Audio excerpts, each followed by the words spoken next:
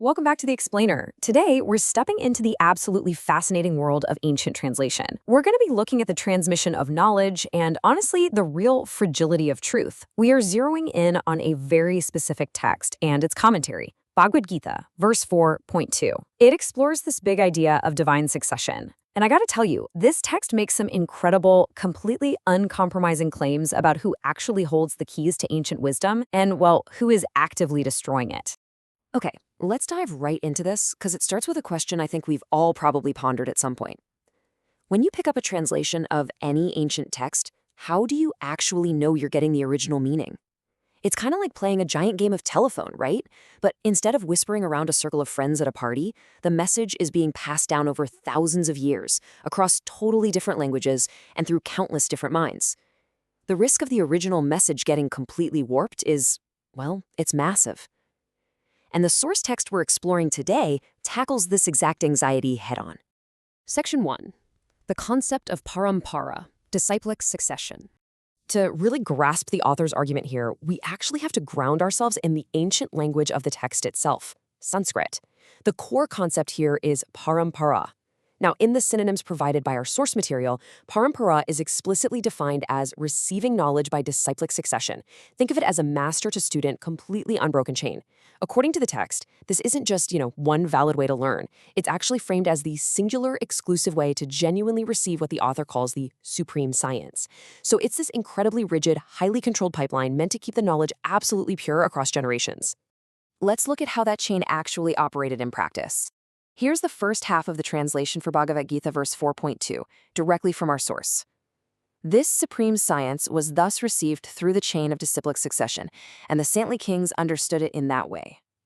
Now, notice exactly who is receiving this knowledge. It's not being broadcast to the general public, and it's definitely not being debated in academic halls. It was explicitly passed down to saintly kings, these very specific, authoritative leaders who were trusted to hold on to this pristine information. Section 2.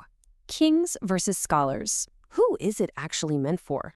This brings us to a really fascinating pivot, where the source draws a tremendously sharp contrast. On one side, we have the intended recipients, the saintly kings who execute the text's purpose to properly rule over their citizens. But on the flip side, the author uses some highly polarized language. They contrast these kings with people they label demonic persons. Basically, unscrupulous commentators who devise all sorts of interpretations based entirely on their own personal whims. It's absolutely crucial to understand just how starkly the author views this divide, righteous rulers on one hand and unauthorized interpreters on the other. So what exactly constitutes a demonic spirit in the context of this specific commentary? Well, the author argues that unauthorized interpreters basically make a good business out of the words of Sri Krishna, but they don't actually accept him as the supreme personality of Godhead. The author's philosophical stance here is that these individuals essentially want to enjoy the property of the supreme, meaning the text itself, without actually believing in God. It's a pretty profound critique of anyone who might try to read an ancient religious text merely as literature or, exploit it as a source of academic income. Section 3. A chain broken by time, the historical crisis. And this brilliantly illustrates the historical crisis that the whole text is built around. See, the author isn't just complaining about modern scholars, they're diagnosing a massive historical degradation of knowledge. This brings us to the second half of the translation for verse 4.2. But in course of time, the succession was broken, and therefore the science as it is appears to be lost. This hits right on that core anxiety we talked about at the very beginning of this explainer, right? The inevitable loss of the original message. When that authorized chain of master to student, that paramparā, is disrupted, the science isn't just slightly misunderstood. According to the text, it appears to be completely lost. Let's look at exactly how the author structures this historically. Here's the timeline laid out in the commentary. Step 1 is the origins, where the supreme science is safely transmitted via the paramparā way back in the ancient era. Then comes step 2, the break. The text claims that 5,000 years ago, the Lord himself detected that the succession was broken and the purpose appeared lost. But here's the thing. The commentary doesn't just stop in the distant past. It brings us directly to step 3, the modern crisis. The author connects that ancient 5,000-year-old disruption straight to the bookshelf in your house today. They argue that at the present moment, we are surrounded by innumerable, unauthorized English editions created by mundane scholars. Section 4. Restoring purpose. The solution. So if the chain is broken and modern editions are fundamentally flawed, what's the fix? Well, before we get to the solution, let's break down exactly why the source claims unauthorized editions fail so drastically. The author lists several key reasons. First, they break from that crucial authorized disciplic succession. Second, they rely on innumerable mundane interpretations rather than received wisdom. Third, they dissipate the true value of the text, meaning literally nobody actually benefits from reading them. And finally, they reject Krishna as the Supreme Personality of Godhead. As you can see, the commentary is deeply, fundamentally skeptical of any sort of academic or secular approach to these ancient words.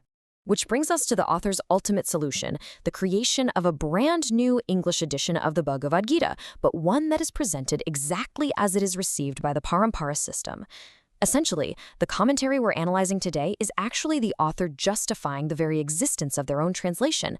They are attempting to step in and fulfill what they call a great want, aiming to completely reestablish that broken chain for the ultimate benefit of humanity. So, the crucial point is summarized perfectly in the author's boldest final claim from the text. Listen to this. Bhagavad Gita, accepted as it is a great boon to humanity. But if it is accepted as a treatise of philosophical speculations, it is simply a waste of time. Wow. It is an absolute, uncompromising rejection of mere academic speculation. For the author, this isn't some book to be debated in a university philosophy seminar. It's a supreme science that must be accepted exactly as it was handed down, or it completely loses its power. And this brings us to a really fascinating crossroads to end on. Does analyzing an ancient text philosophically actually destroy its inherent value? Or is this strict, authorized succession, this unbroken chain of param-parā, truly the only path to uncovering the original truth? It's a complex, incredibly challenging question about the relationship between translation, academic authority, and ancient wisdom. Think about it the next time you pick up a translated work. Are you getting the supreme science, or just the scattered remnants of a broken chain? Thanks for joining me on this explainer, and as always, keep questioning the world around you.